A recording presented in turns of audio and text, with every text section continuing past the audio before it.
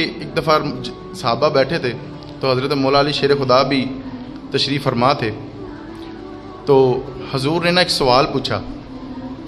حضور کے ایک بڑے جانثار صحابی ہیں, حضرت عمر رضی اللہ تعالیٰ عنہ کے بیٹے ہیں حضرت عبداللہ بن عمر. آپ حضور کے نا اکثر ساتھ ہی بیٹھا کرتے تھے, صحابہ کا مجمع تھا.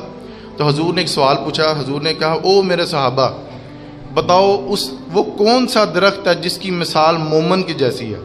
وہ ایسا درخت کون سا ہے کہ جس کی مثال مومن کی جیسی ہے؟ حضرت عبداللہ بن عمر کہتے ہیں, یار مجھے نا جواب آتا تھا, مجھے جواب آتا تھا. یہ بھی بڑی مشکل ہو جاتی, جس کو جواب آتا ہو نا اس کو بھی تھوڑی قبض ہو جاتی ہے کہ ہن میں جواب ہی نہیں دیتا, اس کو پھر گولیوں سے بھی فرق نہیں پڑتا. اس بقول وہ بدعزمی جو ہوگی کہ میں ہی جواب نہیں دیتا, میں چپ رہ گیا.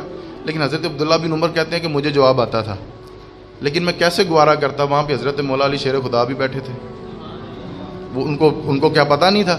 میرے ابا جی بھی بیٹھے تھے, حضرت عمر فاروق بھی بیٹھے تھے, حضرت ابوبکر صدیق بھی بیٹھے تھے, اور بھی جید صحابہ کرام کی جماعت بیٹھی تھی.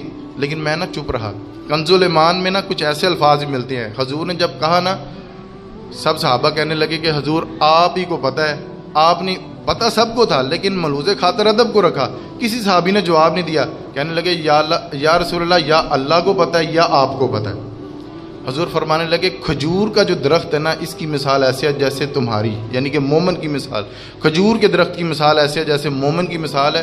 حضرت عبداللہ بن عمر فرماتے ہیں کہ جب حضور یہ بات کر رہے تھے نا تو تھوڑا تھوڑا نا میٹھا میٹھا میرے وال دیکھ کے آنسو بھی رہے سن کہ میرے اس غلام کو پتہ تھا جواب, تو اس نے جواب پتہ کیوں نہیں دیا. اپنے صحابہ سے کہنے لگے, اس نے جواب پتہ کیوں نہیں دیا؟ تمہارے ادب کی وجہ سے نہیں دیا. اس کے دل میں خیال تھا کہ میرے ابا جی بھی بیٹھے ہیں, حضرت مولا علی شیر خدا بھی بیٹھے ہیں, حضرت ابوبکر صدیق بھی بیٹھے ہیں, حضرت ابی بن کعب بھی بیٹھے ہیں. اس کے باوجود یہ نہیں بولا, حالانکہ رات کو اسی سے میری بات ہوئی تھی کہ یار مومن کی مثال دیکھو کیسی ہے, جیسے کھجور کا درخت ہوتا ہے. تو یہ تمہارے ادب کی وجہ سے. پھر حضور نے دعا دی. یار دعا جب حضور دیتے تھے نا تو صحابہ کرام فرماتے تھے کہ ہم اس دعا کا اثر اس کی تا نسلوں تک دیکھتے تھے.